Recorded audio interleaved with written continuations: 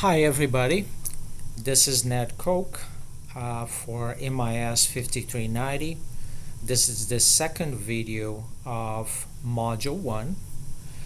I am on the student preview here, so what I see on the screen is what you should see. So we have general information. This is just a general information about the course. And here we have Module 1. I don't see any questions here about Module 1 or the course, but I did receive a message from Angela, and she was referring to a rubric. So what I did was to check the whole course, and I did find here under discussions discussions that were actually junk discussions that were left over from a previous version of this course, so I just deleted them. So now under discussions you will see only the discussions that are for general information and then the 7 modules. Now for simplicity, all of the content in this course is under these discussion modules. So the modules are they are anchored by these discussions. So this is module 1, and if you click here, you're going to be taken to the website where you see all of the materials for the course.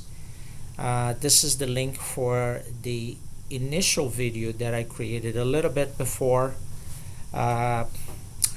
this week, and this video that I'm creating now will be linked here, so it will be the second video for module 1. So as a recap, let's take a look at the in the previous video I talked about the syllabus. I went through the syllabus, but you must read the syllabus carefully yourself individually, and that's for the week beginning on January 19, which is this week.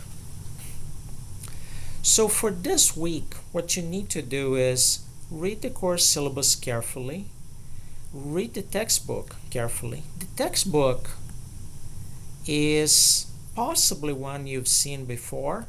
If not, I suggest you take a look at it. But read it carefully, but in a more focused way.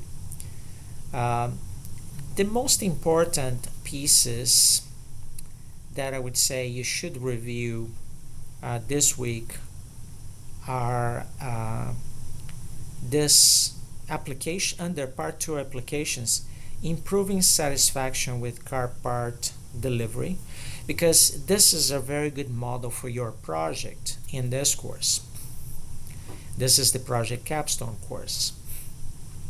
So, and also review the video that is associated, the YouTube video that is associated with that part of the textbook. So that's what you need to do for this week. Another thing I strongly recommend you do is try to use WarpLS, and you can use WarpLS by doing the analysis that is here, improving satisfaction with car part delivery, using the data set that is provided here, this XLSX file. And you can do the analysis by downloading WarpLS from this link here, download free trial. And if you want to download, install on your computer, you should, I believe you're going to be a new WarpLS user, so you should just download from one of these links, whichever works of these 3 links. Now, if you happen to have WarpLS installed on your computer already from a previous course, and you're obviously you're going to be beyond the free trial period, what you can do is you can use under module 1. I provided the WordPLS license that should work for the period of this course. So this is for module 1, but there is nothing to submit for module 1, so nothing to submit for this week. And I hope that by me cleaning up the website that I solved the problem that was brought up to me by Angela. Thank you, Angela, for bringing that up. And I checked already on the course website. I checked all the links, just did. They seem to all work fine. So, but let me know if there are problems. I am committed to your success, by the way, in this course. So if there is a problem and it's no one's fault, nobody will be penalized in this course.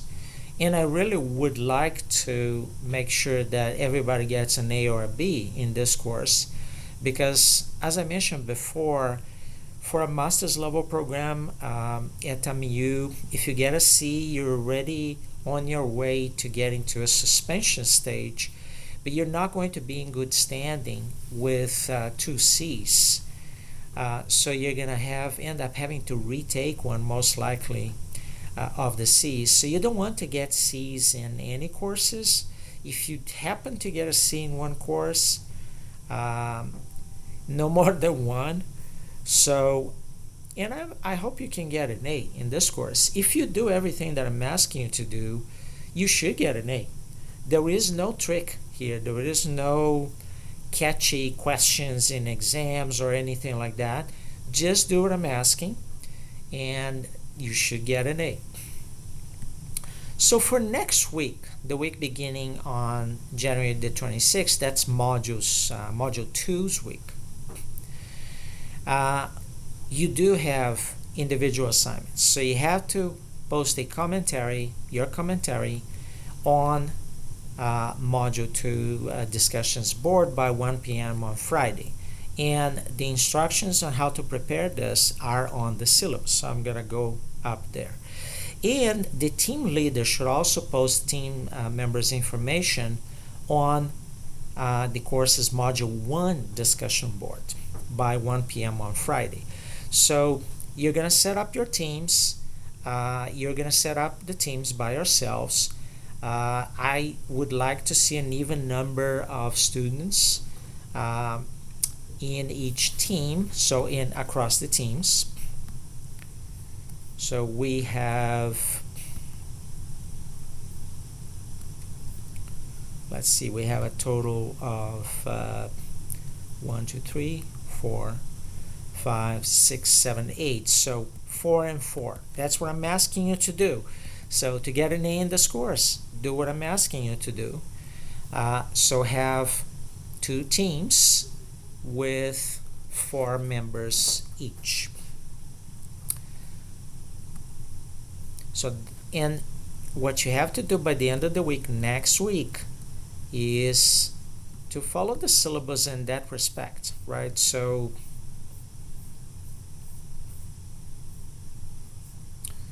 let's see. So student teams. So students must contact other prospective teams and create teams and define a team leader. It's very important that you choose your team leader carefully, because as you will see in this document, the report template, I asked the team leader to talk a little bit about the contribution of each team member and score each team member. That doesn't mean that the score will be their grade, but I want to have an idea from the team leader, this is the manager of the team, about the contributions by the other team members. So it's very important that you choose your team leader correctly, and each team leader must inform the instructor and the rest of the class through a post on the course's module 1 discussion board about the creation of the team. This should be done by 1 p.m. on Friday of the second week of the course. And follow these instructions here to the letter. So team leader should provide the full names, short bios, one paragraph on education, work background is enough, and full contact information for each of the team members. The subject of their post should be what is stated here. And if you do that, the team then will fulfill as a team what is needed for the second week of the course. And the individual assignment. So students must individually provide each week, starting in the second week of the course, a commentary of the work that they have conducted toward the course project. This should be at least 250 words and no more than 1,000 words. You can use AI to come up with these commentaries, but I am not particularly interested in that because I want your perspective, individual perspective.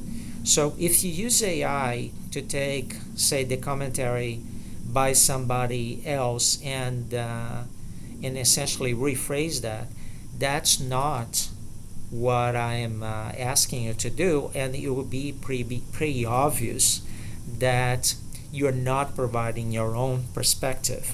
Now, you can provide your own perspective in something you write, and then ask AI to rewrite that for you in a particular way. I don't think that's necessary. And in fact, the best commentaries will be commentaries by the students without using any AI. And again, 250 words is enough, and no more than 1,000. Now, sometimes students prepare commentaries that are below 250 words, so they are not following the instructions, and that is something that can lower your grade. So if you do things that are not in the way that I'm asking you to do, you will be risking having your grade lower than an A. So it could go to a B, hopefully not below a B. And what I'm going to do is, as I get these commentaries every week, I will go through them, and then I will tell the students to redo them if I feel that they should redo them. And I will highlight one as the best commentary of the class. This way I'm not violating federal law by talking about your performance in the course in public, right? So I'll just ask students to redo the certain commentaries if they look like they are nonsense or they're not really meeting what I'm asking. Again, I don't want you to just ask AI to come up with a commentary for you that has nothing to do with your experience in that week. And again, you are going to have, each team must conduct at least one virtual meeting per week to discuss their course project. So in your commentary, a good thing is to start with saying when you met or how many times you met during the week and when you met, how long were the meetings, what you discussed, your perceptions about them. But they are free. There is no rubric here about what things you should have. I want to give you freedom to write what you want to write about these. And this is a requirement that starts in the second week of the course, Module 2's week. Then, since you're going to have to do an analysis using WarpLS with data that you will get, as I mentioned in the previous video, and again, the best way to collect this data is to collect data from a company where one of the members of the team works, because then that person will have access to the data. And we're looking at a data set that is of reasonable size. Generally speaking, 1,000 rows of data would be a good number. I would say minimum 500, but depending on the situation, I would be willing to take less than that, but not 100. 100 is too little. I would prefer minimum 500, but I'm willing to discuss, this if with individual teams if they cannot do that. Now, I would suggest that around this week here, the week of February the 9th, the team leaders submit their project file of their data analysis and the Excel file with the data, and also a description of the variables so that I can understand their model. And then I will comment on that, and I'll most likely make changes on the file and then upload that on this particular module's discussion board. So full transparency, each team will do that, the other team can see what they're doing, and both teams will be able to see my commentaries, my editing of their project files. Once we're done through this, and again, there isn't a whole lot of time, right? This next week is module 2, and I'm asking you to do this around module 4. So this is going to move very quickly. And the midterm exam, as I said, if things are going well in the course and students are submitting their assignments and their commentaries, and I can see that the class is performing well, I will waive this midterm exam, so we're not going to have it. Now, once I am telling you this is good to go, then all you're going to have to do in the following weeks, 2 weeks, is to write your report using this template here. And inside the template, there are instructions for each section of the report. And again, for questions, you can always ask questions inside the modules of that particular week where you have the question, or any other modules. I always check questions everywhere. And even if you send me a message like Angela did, I will also answer that in these videos. So I'm going to be interacting with you through these videos. So viewing these videos carefully is very important for this course. And by using the videos, I will be using a very natural medium for communication, so I can really convey a lot of knowledge to you in a very short amount of time.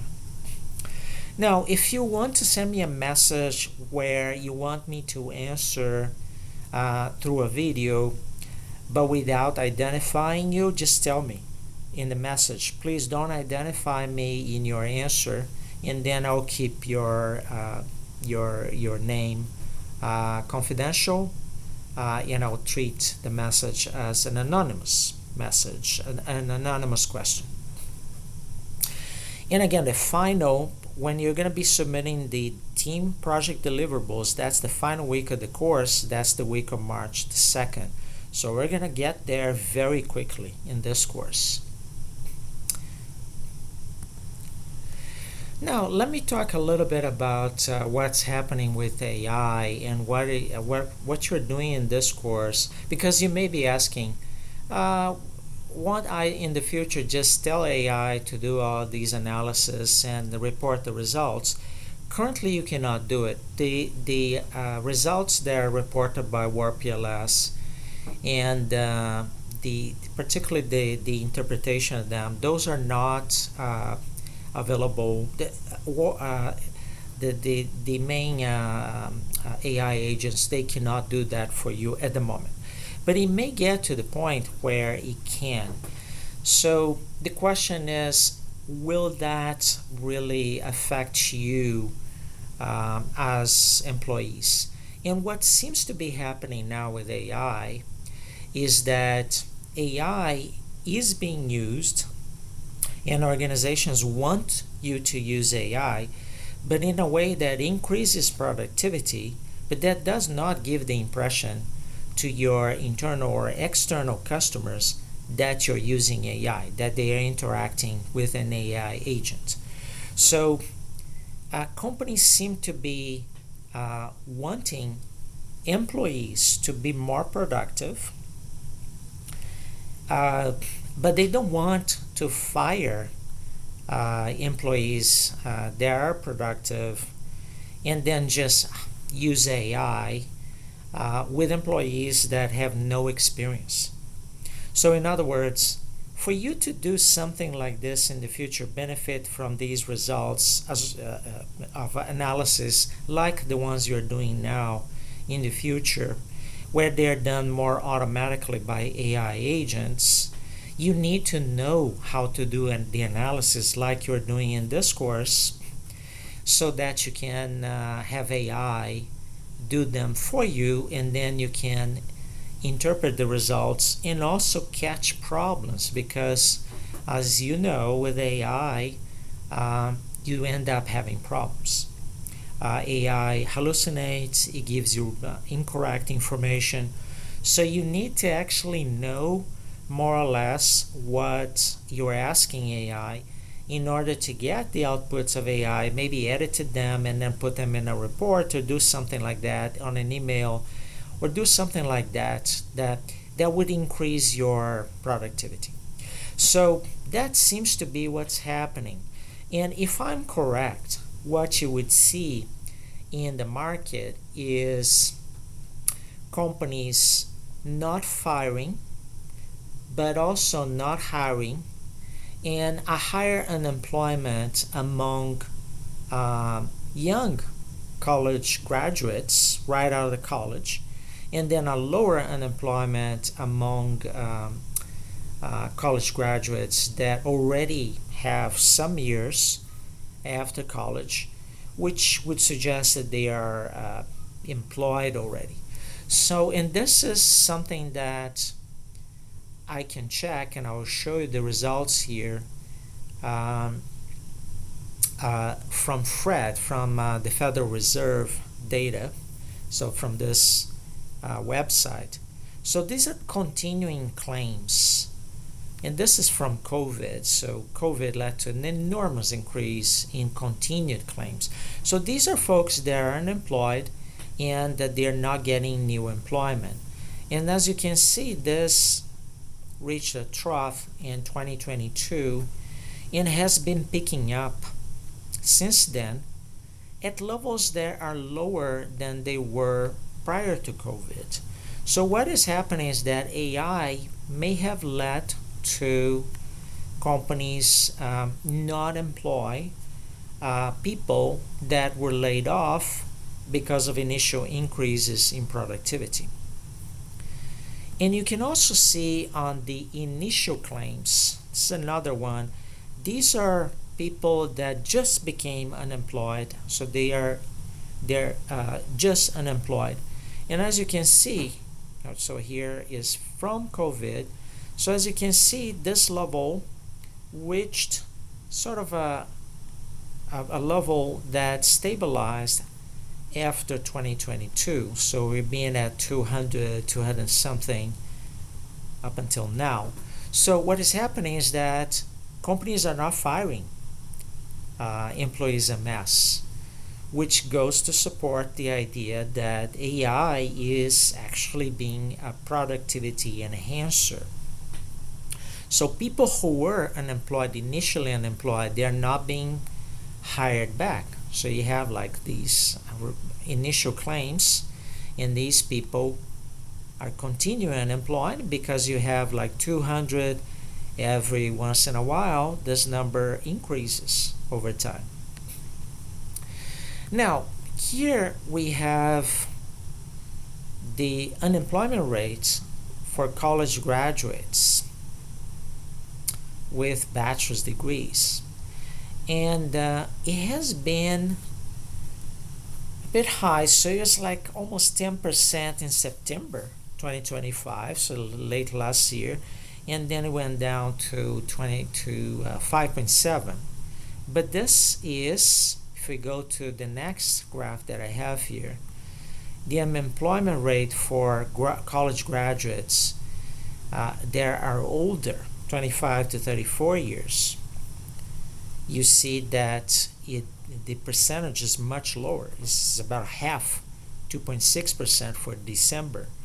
So all of this goes to support the idea that AI is actually being used by organizations to increase productivity of employees that they are keeping, by and large keeping.